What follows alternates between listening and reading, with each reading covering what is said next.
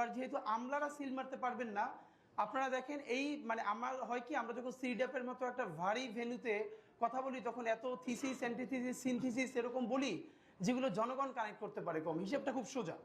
সোজা হলো যে এই প্রত্যেকটা কেন্দ্রে, একটা কেন্দ্রে মিনিমাম 10টা বুথ থাকে। তো আমরা জানি একটা কেন্দ্রে একজন প্রিজাইডিং অফিসার থাকে, কয়েকজন অ্যাসিস্ট্যান্ট প্রিজাইডিং অফিসার থাকে, প্রত্যেক কেন্দ্রে আবার পুলিং অফিসার থাকে, এবং এই সবাই থাকে ওই উপজেলা বা জেলার লোকজন, মেইনলি স্কুলের টিচার, কলেজের টিচার, মাদ্রাসার টিচার, সাথে কিছু ব্যাংকার, এরা এখানে করেন। ব্যাপার হলো আপনারা এটা খুব কমন স্ট্র্যাটেজি, সেটা হচ্ছে যারা আমরা যাদেরকে হেভিওয়েট প্রার্থী বলি মেইনলি, তারা যেটা করেন 5-7 জন ডামি দাঁড় করায় দেন।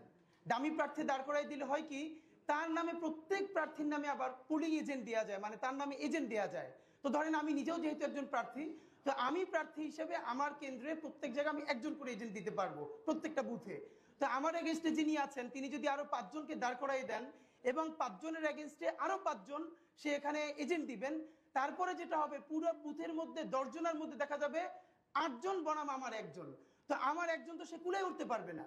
এরপর ওইখানে সরকারি যে কর্মকর্তা থাকবে সে তো স্কুল টিচার ভাই, সে তো আসমান থেকে নাজিল হয় না, সে ওখানে আসছে একদিনে চাকরিটা করে হয়তো ওই দিন দায়িত্ব পালন করে 3-4 হাজার টাকা পাবে। এখন যেহেতু সেই ওই স্কুলে আবার চাকরি করা লাগবে, তার কোনো শক্তি নাই ওইখানে যারা দখল করতেছে তাদেরকে বাধা দেয়া, কারণ সে স্কুলেও ফিরতে পারবে না, কলেজেও ফিরতে পারবে না। শুনেছেন, হাদিজা বলে গেছে ঠিক তাই ঘটছে কেন্দ্রগুলোতে। আমি এই ক্লিপটা পাইছি, আজকে আপনাকে দেখাই, গতকালকে আমি পাইনি এই ক্লিপটা, আজকে আপনাকে দেখাই। দেখেন হাদিজা যেটা বলে গেছে সেটাই ঘটছে।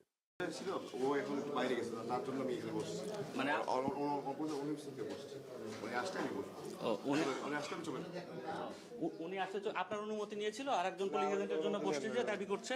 ও নিয়ে আসছে তো, হ্যাঁ। এটা কার ছবি? আপনার ছবি? হ্যাঁ, তো আপনি যে আর একজনের হয়ে আসছেন বললেন।